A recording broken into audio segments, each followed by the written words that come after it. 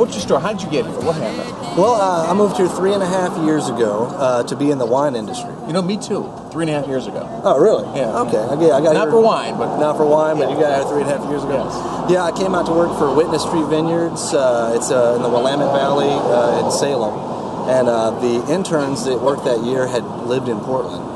They actually, first place they took me was Hawthorne. Yeah, and we went down the street, had a few beers, and walked up and down. And my wife and I made the decision to stay in Portland.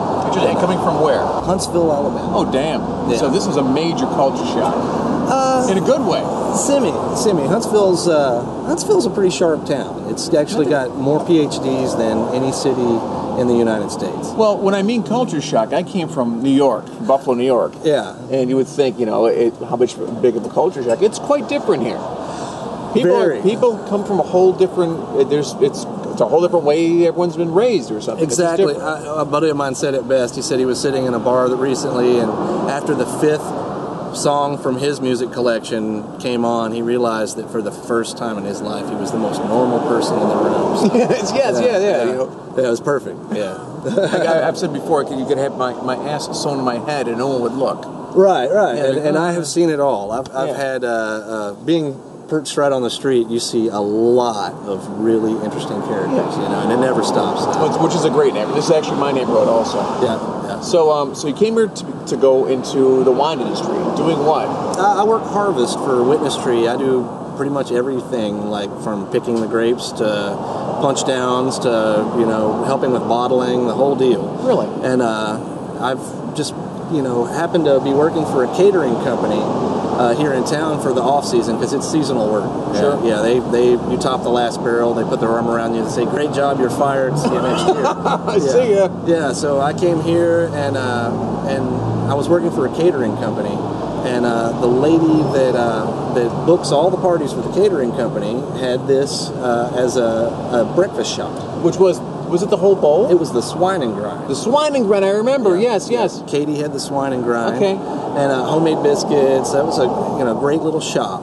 I just jokingly, she talked to me a little bit. She said she had a partner that started with her that backed out, and I was like, oh my God, I'll be here Thursday.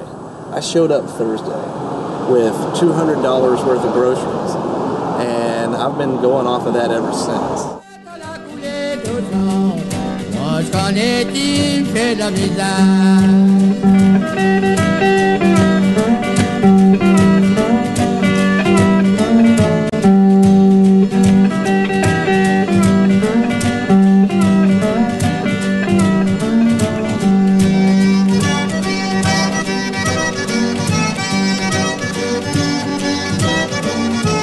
What was the motivation for showing up with $200 worth of groceries? Because when she said she needed help, what was your interpretation of that? That she needed help with the business? Well, I came at her. I just said, well, hey, I'll cook at night.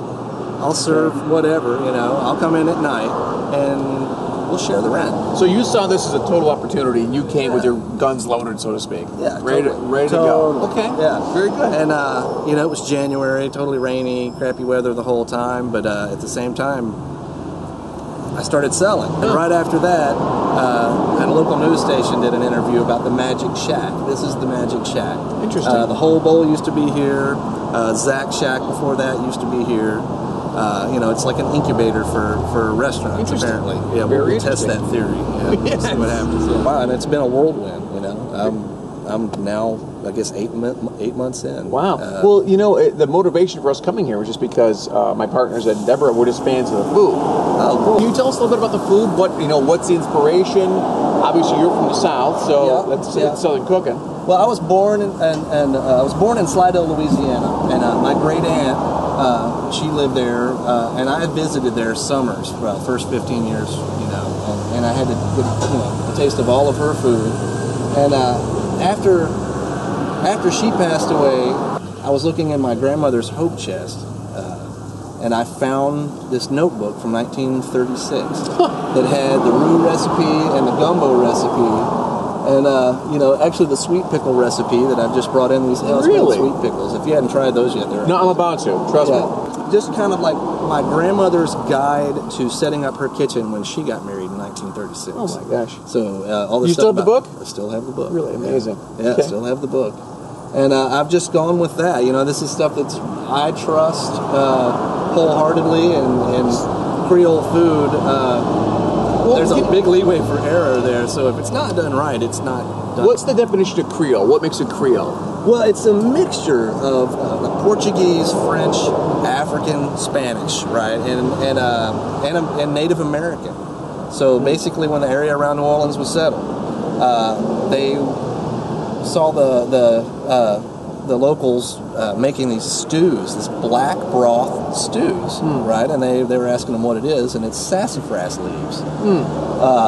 So that's the local, part of it. The Spanish introduced the chilies and the peppers into it, as with African. So it's truly world food. It's melting pot. This is truly really American. Is. This is mud, this is the mud food. This is. French, Creole, African, Portuguese, yeah. If you think of a woman who was a combination of all that, I'm sure she'd be absolutely gorgeous. Oh man, French, African, oh my God, yeah. Spanish, what a combination.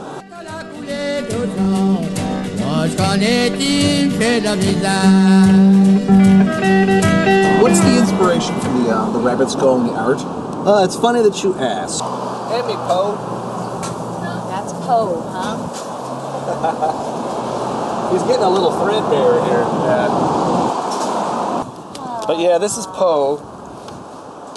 This was the inspiration. This is the mascot. That's terrifying. Who made it? I made it. This is what happens when I get left alone with duct tape too long. I made him last Halloween, and he started out being a Day of the Dead character. Really? Yeah, and I was going to have, and he has really long skeletal hands that go along with the whole ensemble. And at the very last minute, I put the bunny ears on it.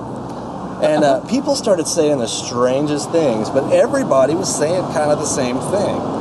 And I had to go and watch a really strange movie, Donnie Darko. Yes. Because everybody was calling him Frank. And if you see the movie, he doesn't look like Frank, not even remotely. No, I don't see Frank has a bottom jaw and kind of a monkey face. Yeah, and so I had there you go. Yeah, and I figured, where else but Portland can you have an 8-foot tall skeleton bunny as your mascot? And I tested the theory, and people love it. Success. People love it. Yeah. This is why. Yes. God bless Portland. Yes. God.